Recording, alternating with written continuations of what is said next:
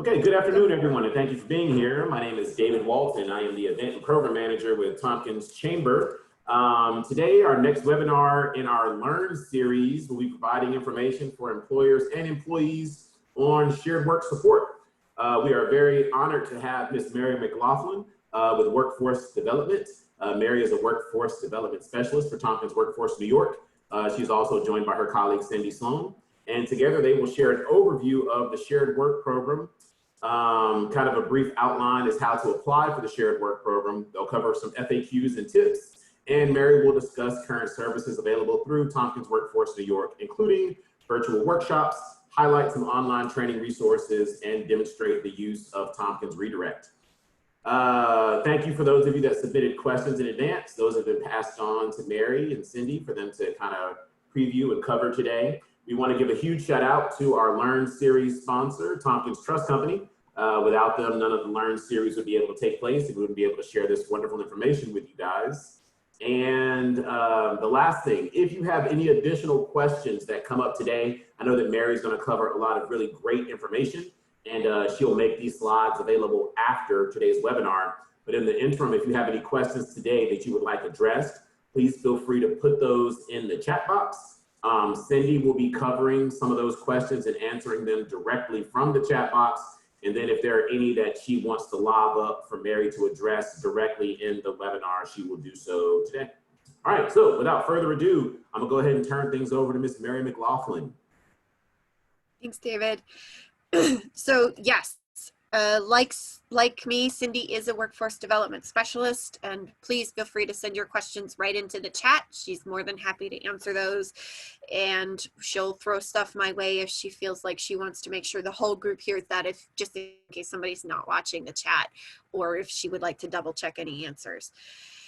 If you feel your particular question is really specific to you, your employee, somebody you've been helping out with shared work, and it may require sharing some extra personal details or circumstantial information, I ask that you not use the chat to ask those questions. Usually those kinds of things take a little bit more research to get sorted out.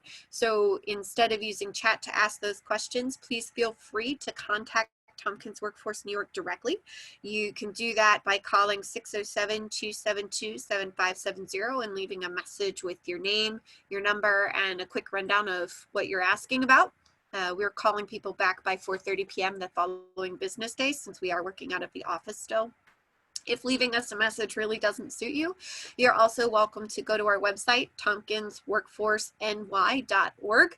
Click the Contact Us button right on there, and you can send us a message through our website. And again, we're responding to those by 4:30 p.m. the next business day.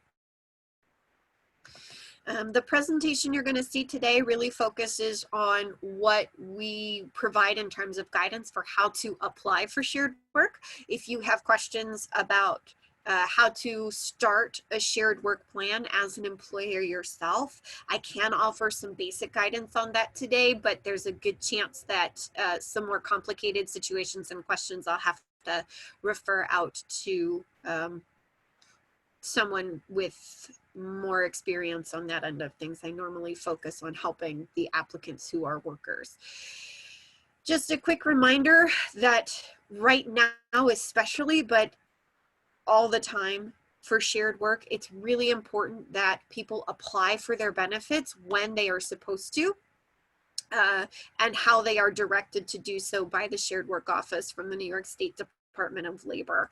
A lot of shared work relies very heavily on timing, and that is also the case for employers. Typically, for an employer who wants to start a shared work plan, you need to submit your application as an employer to the Department of Labor between 1 and 4 weeks before that first week where you want to have that reduced work schedule for your employees. And then your employees have to apply for shared work in the first week they have that reduced schedule. If they miss that window, it is possible to fix on for them as the applicant. However, it can take time, which means a long delay in actually getting paid those shared work benefits, which means reduced pay more than expected for a couple of weeks while that's being sorted out. You as the employer, your employees as potential shared work applicants are always welcome to connect with Tompkins Workforce New York on those questions. And again, you can connect with us either by phone right now or by filling out our online contact form.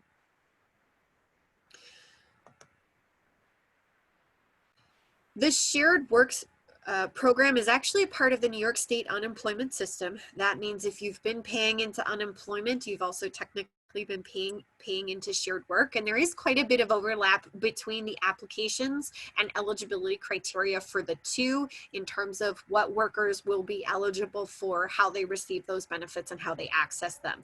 There are, however, many differences between the two, so it's really important that an employee who is trying to access shared work benefits pays careful attention to make sure they're not accidentally accessing unemployment services instead of shared work services. To get a shared work application started as a worker, most people go to the Department of Labor's website to fill out an online application. They would start by going to labor.ny.gov/sign-in. You can start as a worker a shared work application over the phone by calling 888-209-8124, but that's a less used option. Moving forward, we're going to be looking at what the online application looks like. When I know there's a difference between what happens on the phone and what happens online, I'll be sure to make note of that. But for the most part, the questions you get asked, the deadlines you have to meet, it's identical between the online application process and the phone system. Applicants need to have a New York.gov ID to begin their shared work application online. To use the phone system, it'll be based on a social security number and a personal identification number instead. Some people may actually already have a New York.gov ID username and password from working with other state agencies like the DMV or New York State Tax and Finance, or if they've had a shared work claim or unemployment insurance application submitted in the past, that same online username and password is what you would use to kickstart your application this go round. If someone is not sure if they have a New York.gov ID, they can always use the Forgot My Username link right on the login page to plug in some personal information and be emailed any usernames that may be attached to that identifying information. And if they do figure out that they have a username or they do know they have an account but they can't remember the password, it's pretty easy to reset your password using the Forgot My Password link on this page. If someone knows or is able to establish that they don't have an online account already, they can actually create that account, again, right from the login page for the shared work application. To create an account for your New York.gov ID, you'll need to make sure you have your own email address and be able to check that email address because you'll have to do that as a part of creating the account. If someone does get stuck, let's say they've tried to reset the password for their account, but it still seems to not be letting them log in. If they wind up having multiple accounts for some reason and they can't start a shared work application through either of them, which is not an uncommon occurrence, unfortunately, help is just an email away. They would send an email to jobzone@labor.ny.gov. And then from there, there's a little bit of information they'll have to provide to verify their identity, connect to their accounts, but it's pretty quick to sort out, usually within a day or so. That's all taken care of for them. One common mistake I see with folks trying to access their shared work applications is if they have to create a New York.gov ID, some people believe that profile that they have to build for that account is the shared work application, and it is not. So if someone does need to create a New York.gov ID, they still then have to sign in to complete the shared work application. So if someone says, I applied, but I haven't heard anything, have them double check and make sure they actually did apply. Before anyone gets started with a shared work application, there are some tips I can give that will make the process a lot less painful and move a lot more smoothly. If someone doesn't have reliable internet access, they should not start their shared work application online. Instead, they should start their application by calling 888-209-8124. Most people have a much better experience with the shared work application using Google Chrome or Firefox as opposed to Internet Explorer or Microsoft Edge. And a lot of our customers are reporting that if they use their cell network to access that shared work application instead of their regular internet provider, either through a direct connection or through Wi-Fi. They again have a lot quicker turnaround in terms of getting that application completed and turned around. And we're seeing that both whether they're using a mobile device and just relying on the data there, or they're turning their device into a hotspot and accessing their data through their phone.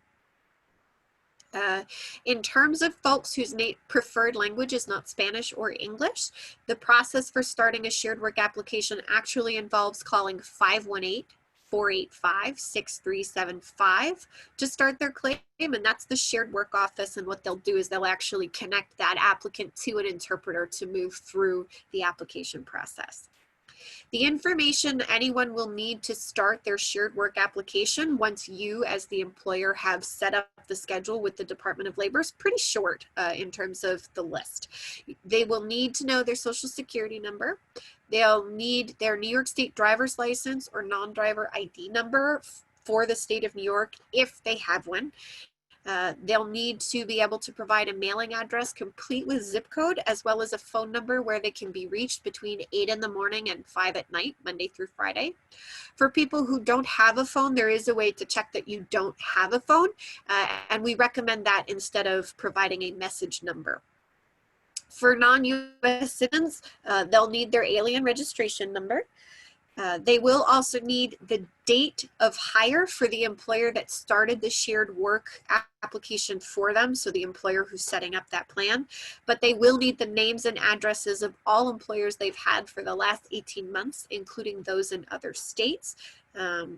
They will need, if they've had a unemployment insurance or shared work claim in the past, they'll need that personal identification number that was created for that claim.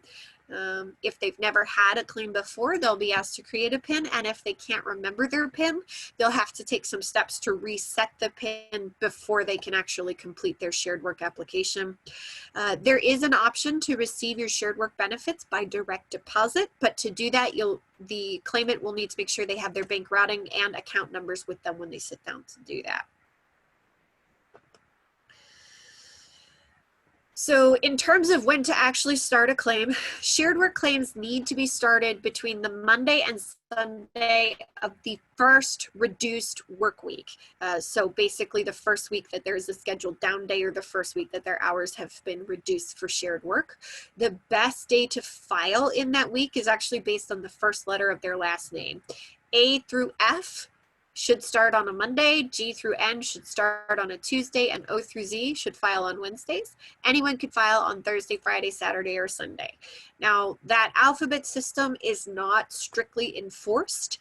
It's more about a good faith effort to reduce the amount of traffic making those phone calls to start claims, or making those connections to the website to start claims, to reduce the likelihood that someone gets told, system's busy, try again later, click.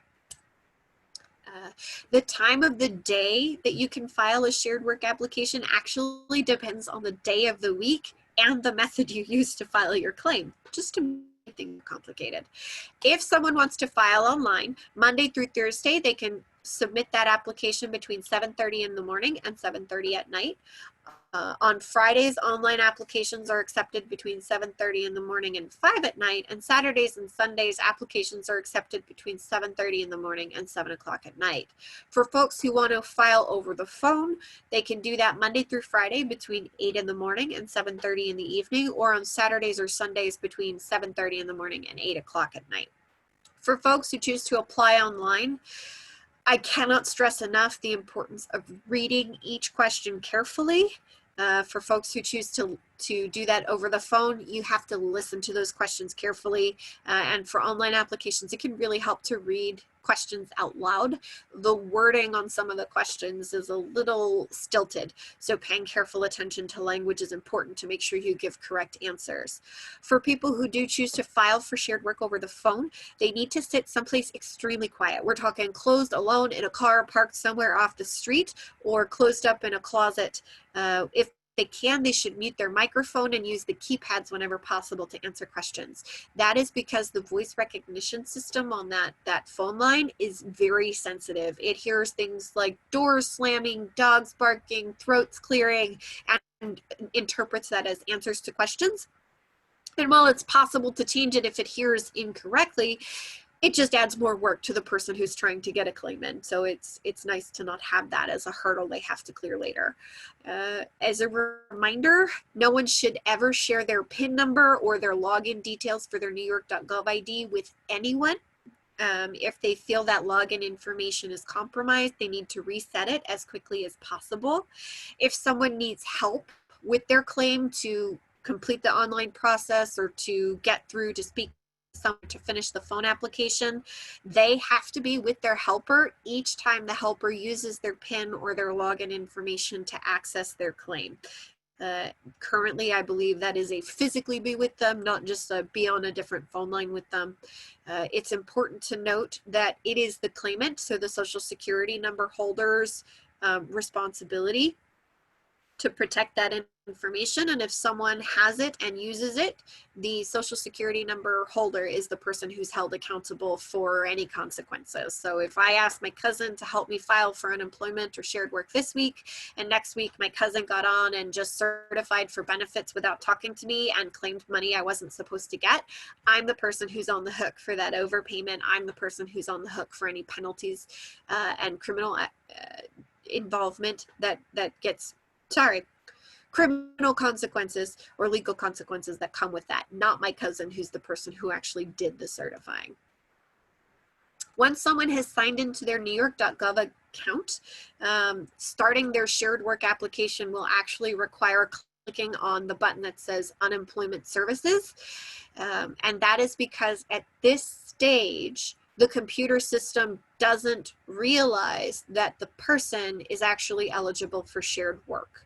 Later on, they'll be asked to provide some information that will kick the application over to the shared work system, but it doesn't happen right away. So again, when someone first signs into their NewYork.gov ID, everything will talk about unemployment. That doesn't mean anything is wrong yet. Once someone clicks on the unemployment services button, they're probably going to be asked to verify their identity using their Social Security number. If they've had a claim in the past for shared work or unemployment, they'll be asked to provide the PIN from that previous claim. And again, if they can't remember that PIN, there are some steps they can take to reset that. If they haven't had an application for shared work or unemployment in the last 3 years or so, they will actually be asked to create a 4-digit PIN and verify their mother's maiden name. It is actually not uncommon for people at this stage to get an error telling them that their Social Security number is already in use. I usually recommend logging out and then trying the forgot my username tool if you haven't already done so, to see if you've created an account in the past that you've forgotten about. If you can't find a username, or if you find one that you cannot access because you have no recollection of what it is and you can't access the email you used to create it, you're going to want to write to, or they will want to write to jobzone@labor.ny.gov and send along a little bit of information to help get that sorted out. Again, it's a pretty quick process, and some of the handouts that'll be sent after the presentation today include a list of information you'll want to send in that email. There are a few cases where this Social Security number in use is in fact identity theft, but more often than not, it's usually that someone has had a claim on file in the past that was either done through the phone system or was done through the old online system. So now their Social Security number is being protected and can't be tied to an online account. But again, it's pretty easy to sort out. If you need help resetting the PIN, you will need to contact Tompkins Workforce New York at this point. For some people, when they sign into the online system, there's actually a little link they can click to reset their PIN, but it's very rare. Most people have to actually contact us, and then we put you in connection with the Department of Labor staff who can reset it for you. Once you've entered your Social Security number and created your PIN or put in your old PIN, that's when the computer system and the phone system should realize you are applying for shared work benefits, not for unemployment. So after you plug in your Social Security number is where you really need to start looking and listening to make sure that everything says shared work and is asking you about shared work benefits and eligibility, not unemployment insurance benefits. If it says unemployment insurance benefits at this stage in the game, do not complete the application. What that means is that the computer system doesn't realize that you're looking at shared work. And so if you try to complete the application, you'll actually be filling out an application for unemployment insurance benefits. More likely than not, you'll be determined to be ineligible, but it takes so long to figure that out, you're also going to be running behind trying to get your shared work set up. So the trick is, if you sign in and you give it your social security number and it's still asking you to start a claim for unemployment, log completely out, hang up the phone. If you're using the internet system, clear your cookies, close down, give it a couple hours, then try again. If it's still asking for unemployment services, wait until the next day and try again. If by the end of the week you're not able to get through the application online or by phone because it keeps thinking that you are trying to apply for unemployment instead of shared work, basically a job seeker, sorry, not a job seeker, a claimant would need to reach out to the person at your business who's responsible for communicating with the shared work office at the Department of Labor. They should send you, or should send that contact person, their full name, the last four of their social security number, and a description of what the issue is. Screenshots can be really helpful for online applicants. And then the contact person for your business should reach out to shared work to get that sorted out as quickly as possible. And again, it's really important that that conversation start before the end of the week where someone is supposed to be applying for their shared work benefits, just to make sure there aren't any holdups in terms of processing time. I cannot stress this enough. Please, please, please, please, please make sure everyone is checking the applications to make sure they are completing shared work applications. Ways you'll see that is terms, conditions, policies, and expectations that are listed. Questions and sections of the application will be referred to or be related to shared work. If it says unemployment insurance, again, do not submit that application.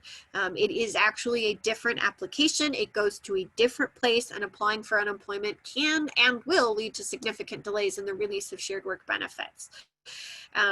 Do also remember, in terms of the screenshots you're going to see today, that the Department of Labor does periodically update the sequence of questions they ask or the wording of questions in terms of responding to changing circumstances within the state, within eligibility policies, and in terms of system updates.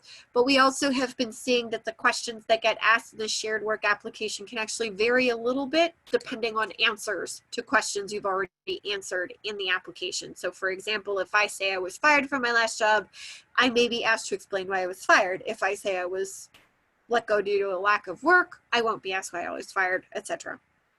Today, we're really just going to focus on the most common situations and circumstances. Please don't hesitate to contact Tompkins Workforce New York with questions that we don't cover today. With the shared work application, there is no way to save your information once you get started. If you leave the application, if you sit too long without answering questions, you will be hung up on, or your application will time out and you will have to start the application all over again. Reminder to pay careful attention to the dates you are asked about in the shared work application. And note the text that is underlined and in blue on the online shared work application is actually a link that opens a little pop-up to provide helpful explanations if a question seems to be a pretty common stumbling point for applicants. With the phone system, often for many questions, if you're not sure of what's being asked, you can actually say help, and it'll kickstart a recording about the nature of the question and what specific words or answers or questions mean. One question that does seem to trouble a lot of applicants is, are you filing this claim because your workplace closed, you were isolated, or you were quarantined due to COVID-19? It's in fact one of the very first questions you get asked in a shared work application. And what it is asking you is if COVID-19 is the reason why you were applying for shared work. Answering no to this question means that COVID-19 has nothing to do with your reduction in work schedule.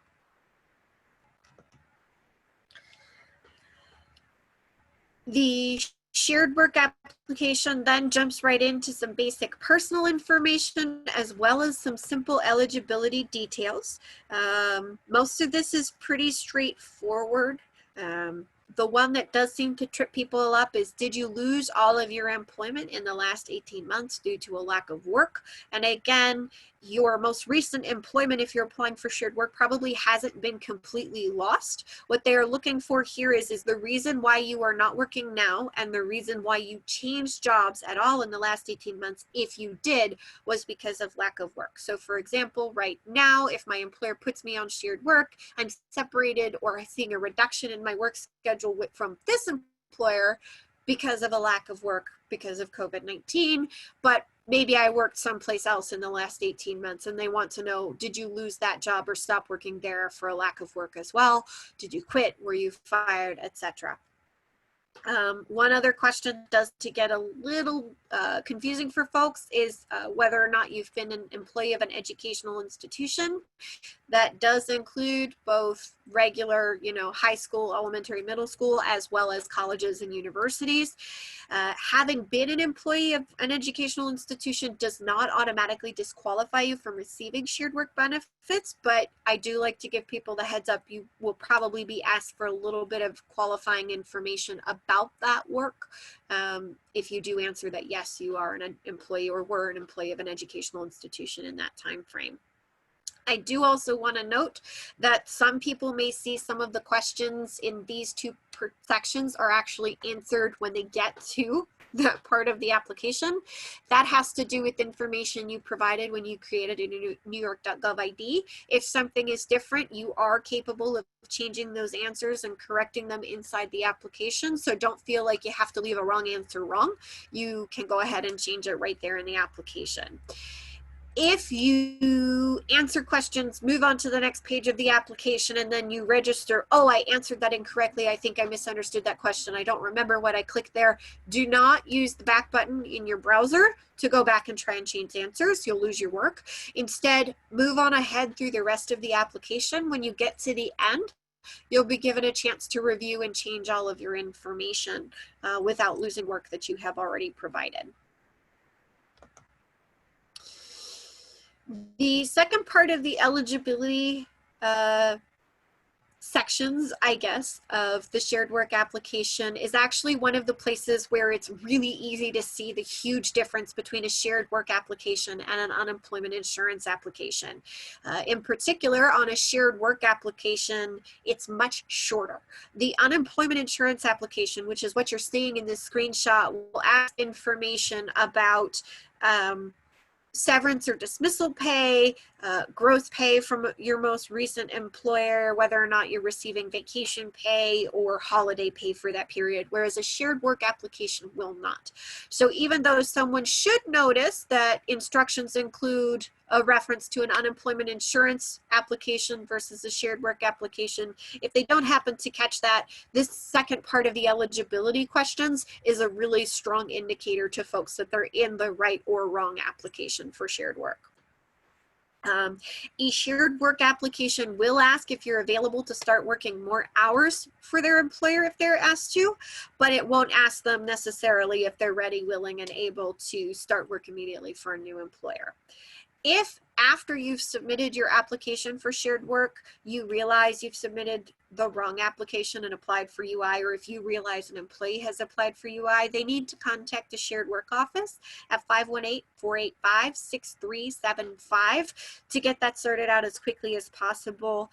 They can almost certainly count on at least a week's delay of benefits if that's the case. At this point, I want to take a quick note. Holiday pay, vacation day pay, jury duty, bereavement, and volunteer firefighting do count as hours and wages for shared work. So in terms of planning ahead for your reduced schedule, be aware that any leave you take or any pay you accept instead of going to work does count towards those hours in your schedule for the week. But you do actually have to physically work at least one day in a week to receive shared work benefits for the week, which means if you decide you're going to go on a vacation, you take the whole week off, you actually won't qualify for shared work benefits even though you're getting a holiday pay for that week. In terms of the most recent employer information, this is one of the places where we do see different things happening depending on different applicants. Sometimes workers may be asked to provide the federal employer identification number or the New York State employer registration number for their most recent employer. Other employees find that they're just being asked, hey, was this the last employer you worked for?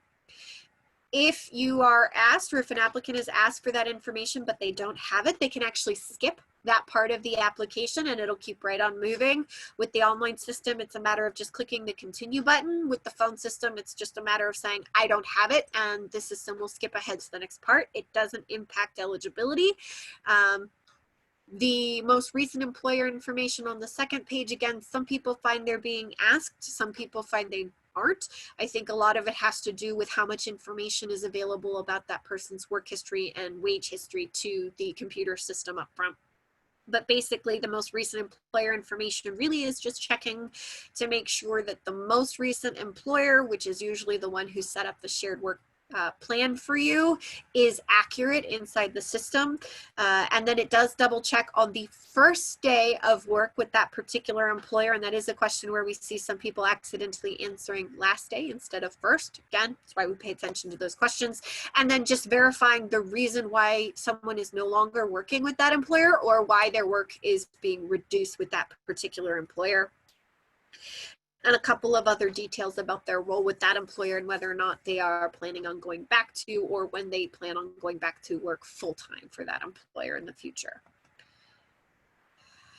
They may also be asked for some information, or you may also be asked for some more information about your most recent occupation. This really has nothing to do with your eligibility for shared work benefits. It's more just about making sure that the people who would be helping you look for work, if you had to switch from a shared work application to an unemployment insurance application, have accurate information about the skills, abilities, and kind of work you would be interested in or be able to offer to a potential employer. But we all know that it's not perfect as workforce development specialists and employment counselors. So we usually double check with our customers before we start sending them job leads that make no sense. What's important to note about the online application is that when it goes to check your most recent occupation information, it will have two boxes on the same page. One box will say, these are the job titles we think are pretty close to what you were doing before. Click the one that fits you best. And the second will say, if none of those really match what you did before, you can write in your own answer. You can do one or the other. You do not have to do both. What matters with the online application is that you click the continue button in the box where you've actually selected an answer or typed your information in. If you click the continue button on top, but you filled out the bottom box, the system will yell at you because you've clicked the wrong button. It's silly, I know, but it's something that drives a lot of my customers nuts. So I just want to put that on your radar right now. And again, if you get to this part and it's giving you recommendations for occupations that really don't fit, they're not quite hitting the mark, it's okay.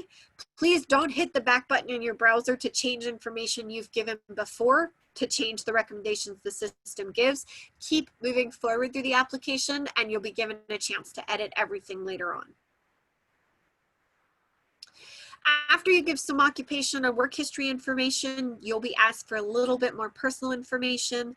Please double, triple, quadruple check all of the contact information that you put or is put in for you this section.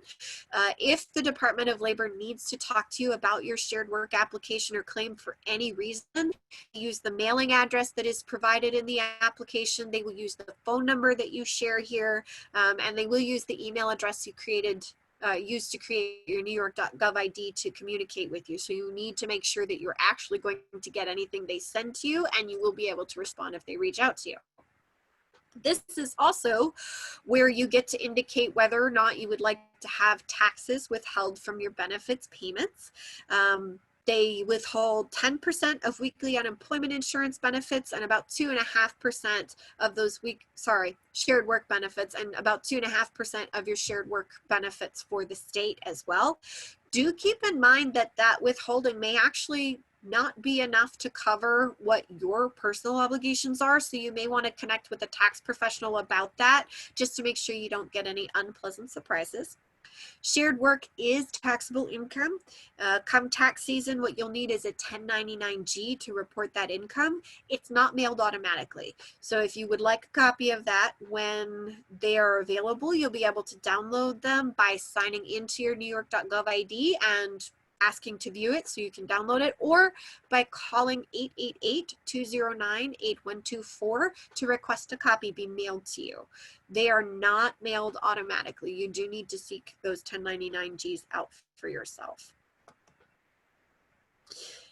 After that, if you are applying for shared work online, you'll be asked about benefit payment options. You have the choice of setting up having a rough day today. Setting up direct deposit by providing your bank account information, or to have a Key to Benefits debit card mailed to you. If you've had a shared work or unemployment claim in the past where you used that Key to Benefits debit card and it's expired or it's been lost, you need to contact KeyBank customer service to have another one mailed to you if you want to keep using that debit card option. If you like the idea of direct deposit, but you don't set it up when you first start your claim, you actually won't be able to set it up again until after your claim has been approved, which for most people means that you will get a debit card in the mail with at least 1 week's worth of benefits on it before you can set up direct deposit for future payments. If you choose to apply online or over the phone for shared work, you're automatically going to be mailed a Key to Benefits card. You cannot set up direct deposit through the phone system. The debit cards are usually issued in a plain white envelope from KeyBank. They look a lot like junk mail, just like people getting their economic impact payments in the mail.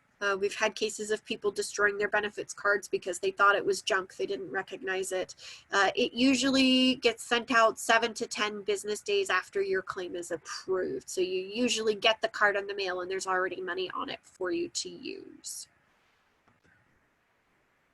After you answer payment information, you get your last chance to review information on your shared work application and make any changes if you catch mistakes.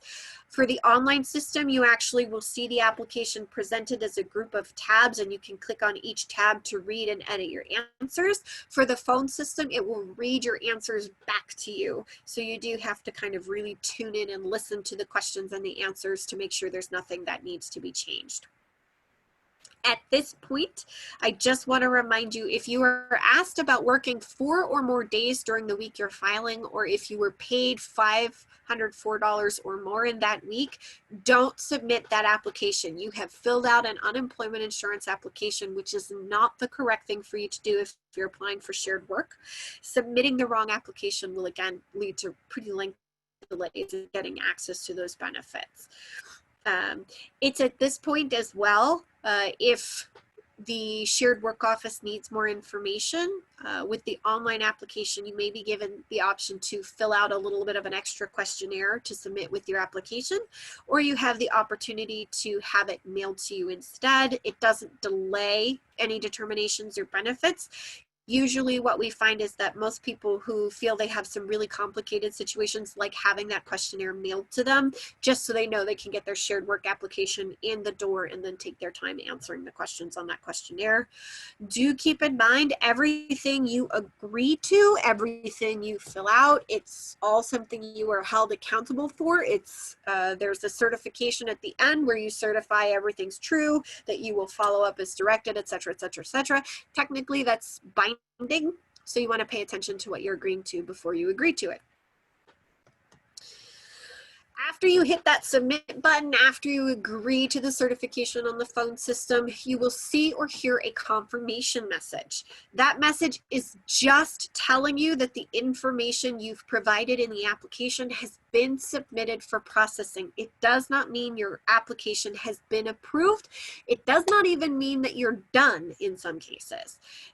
First off, make sure you are regularly checking your mail, and that if you applied online, you're regularly checking in on the message center through your NewYork.gov ID. I would say at least every other day. If shared work needs more information from you, they will use probably those 2 avenues to connect with you for that, and they may hold up your application if they don't get it back in a timely manner. Make sure you read or listen very carefully to that confirmation message. Usually if you have to follow up with more information or you have to do something else to complete your claim, the instructions will be right in that confirmation message. You want to make sure that you catch all of those before you run into problems with getting your application processed and approved. You will, at the very least, be provided with specific instructions as to how to claim or certify for your weekly shared work benefits. Typically, the instructions are pretty similar, but we do encourage folks to listen to them or read them carefully in case they're a special exception. Most people have to certify online for benefits, even if they started their application over the phone. To certify online, they would go to labor.ny.gov/sign-in for each week that they have that reduced work schedule. And they would answer questions about the last week of work they completed.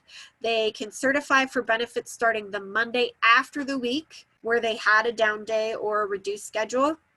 And they have until that following Saturday at 11:59. It again must be done online, and you go to that same website, labor.ny.gov/sign-in to get that certification in. If for whatever reason you can't certify on a Monday, again, it is acceptable to certify any other day of the week after that up until Saturday. The system should still be asking you about the week that just ended. Weeks start on Monday and end on Sunday for shared work. So again, pay careful attention to the dates so that you know you're reporting accurately about any paid leave you were receiving and about your work schedule so there aren't any issues there. Every single week you need to claim for weekly shared work benefits. It's like turning in your time card. If you don't certify for your weekly benefits, you don't receive your weekly benefits. You cannot certify over the phone or by submitting a paper form unless your preferred language is not English. Remember that holiday and vacation pay do count towards your hours and wages for your shared work reduced schedule, as do jury duty, bereavement leave, and volunteer firefighting. And again, to be eligible for shared work benefits in any given week, you have to physically work at least one day in the week. If you happen to be working part-time for a different employer, your weekly benefits will actually be adjusted based on the number of days that you worked for that weekly employer as well. So while the amount you are getting for shared work is reduced based on percentages of your normal scheduled hours and wages for the employer that set up the shared work plan, your weekly benefits will actually be reduced by 25% for each day that you work for a different employer, even if it's on the same day that you're working for your shared work employer. If you make a mistake when you're certifying, the only way to fix that error once you've submitted your certification for the week is to call the shared work office at 518-485-6375. Mary, I have a question. If someone is receiving PUA benefits and then their circumstances change and they shift over to shared work, can you give any insights about that transition? It sounds like it might be problematic based on if they fill out the wrong application. And so is it the same kind of idea? So if you currently have a valid claim for unemployment assistance on file, whether that's being paid from unemployment insurance or paid as pandemic unemployment assistance, you actually need to contact that shared work number. Again, it's 518-485-6375 to let them know that you have an unemployment claim open right now, but that you have been directed to apply for shared work by your current employer.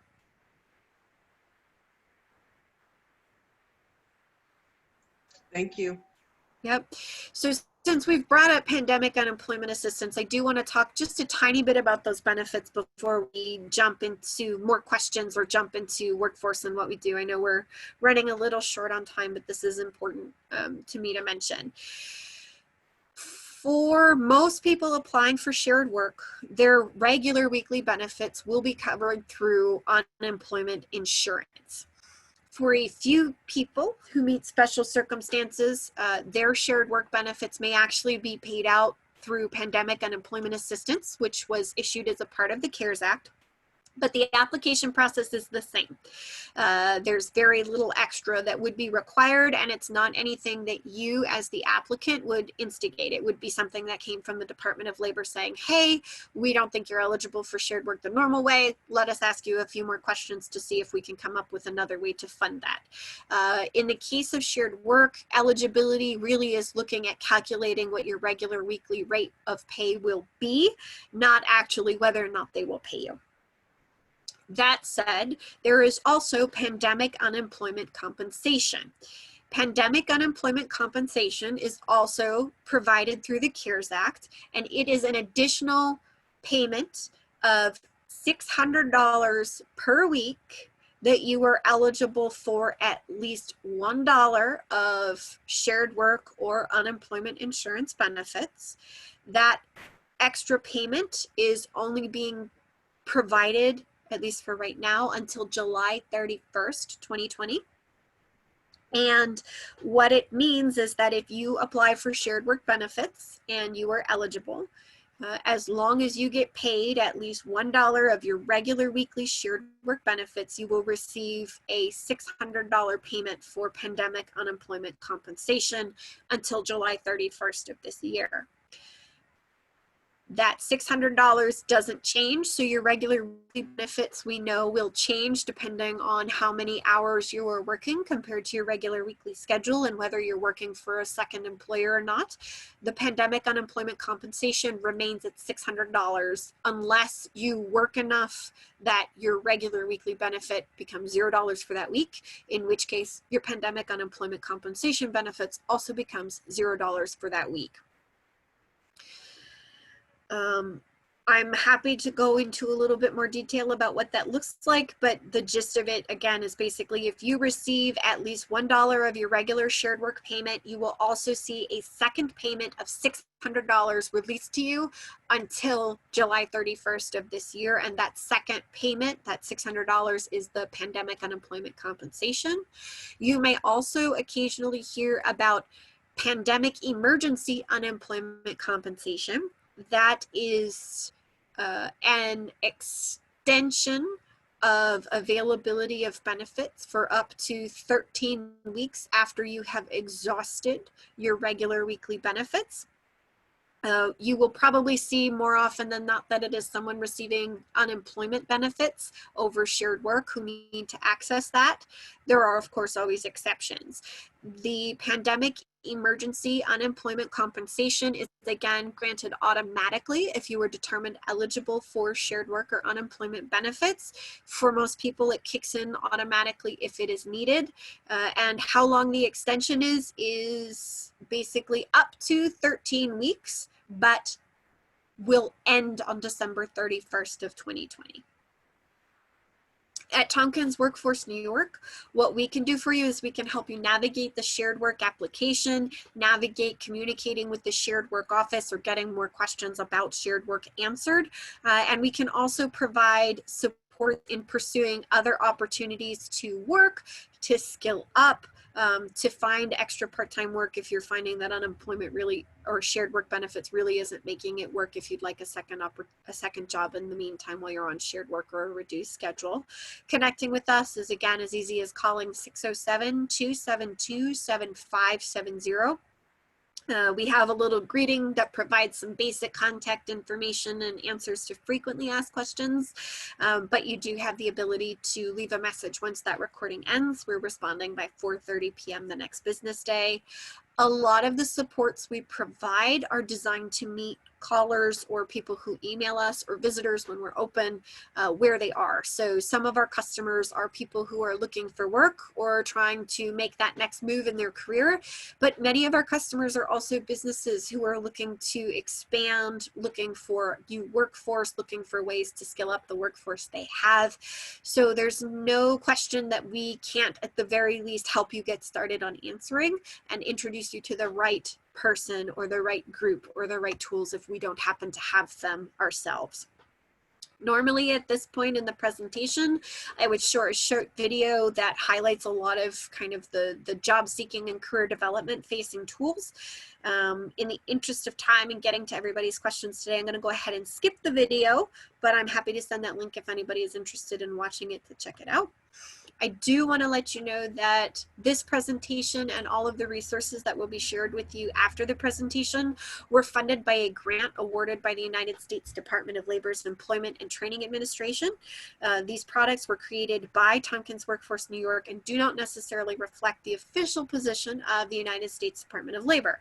The U.S. Department of Labor makes no guarantees, warranties, or assurances of any kind, express or implied, with respect to such information, including information on linked sites, and including but not limited to accuracy of the information or its completeness, timeliness, usefulness, adequacy, continued availability, or ownership.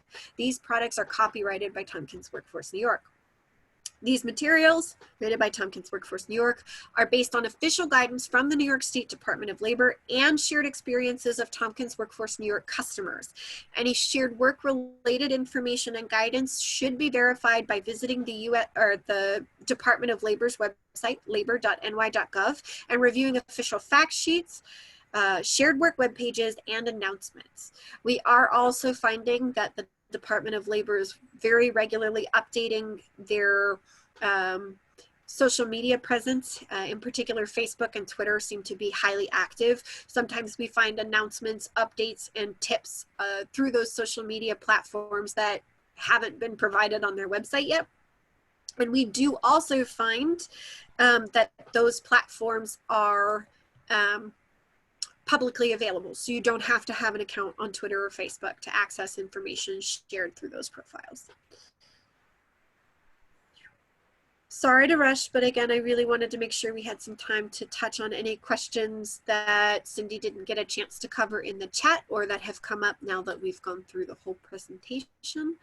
You're welcome to continue sending those questions through the chat and Cindy will answer or toss them out to me. If you are on the phone only and can't use the chat, now's a great time to unmute yourself and we'll see what we can do. Mary, I have a couple of things. A couple of people are asking if the recording will be made available to them after this. I don't know the answer to that. David did share that the recording will be made available after the presentation today, as will the slides and some extra handouts with a bunch of frequently asked questions and extra tips.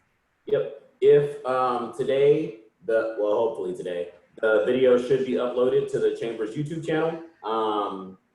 And that will be then in turn on the Chamber's website.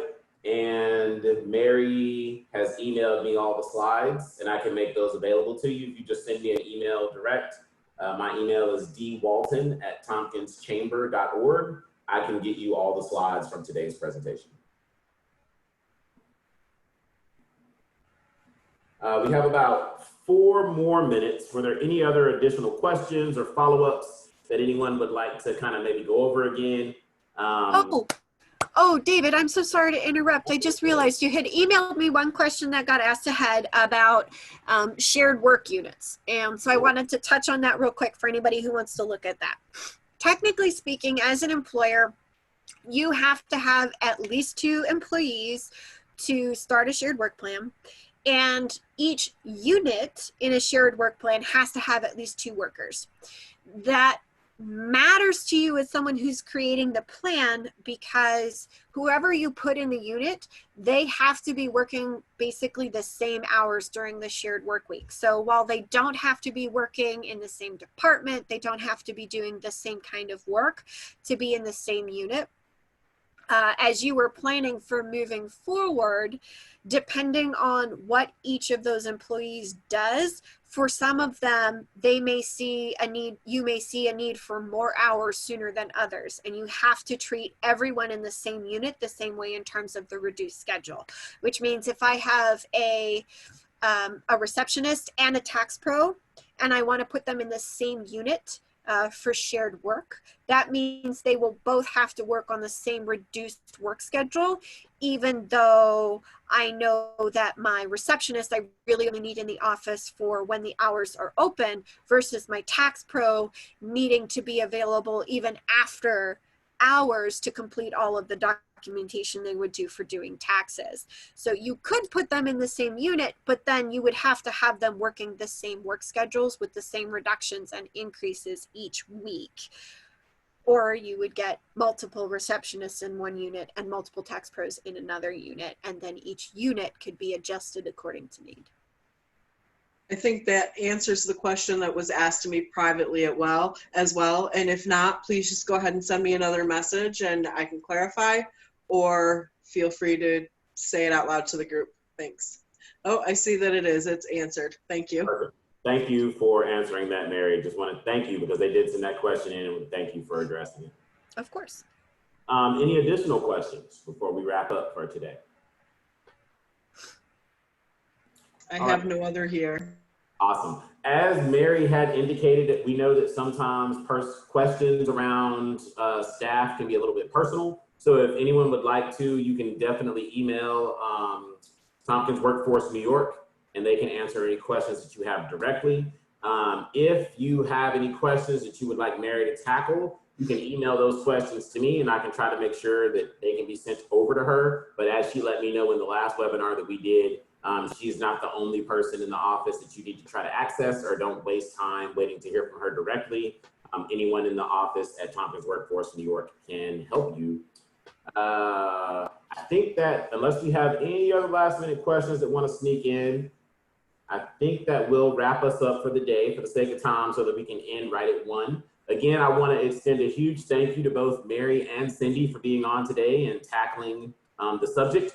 A ton of great information was shared. I know that for me, I know that the Chamber, we're also doing shared work, and that sometimes the information can be a little bit daunting. So thank you to our HR Director, Carly Hansen, for walking us through this. Thank you, Mary, for sharing all this information. Again, if you'd like to get these slides made available to you, just email me direct at dwalton@tompkinschamber.org. A huge shout out to our Learn series sponsor, Tompkins Trust Company. And again, today's Wednesday. We are continuing to face all these challenges together. But we appreciate all of our partners that can provide this information and make this bearable during this time. So without further ado, just want to say thank you to everyone. Thank you for being here, and look forward to seeing you at the next one. Thank you, Mary. Thank you, Cindy. Thank you. All right, you guys have a great day. Be safe. You too. Thank you.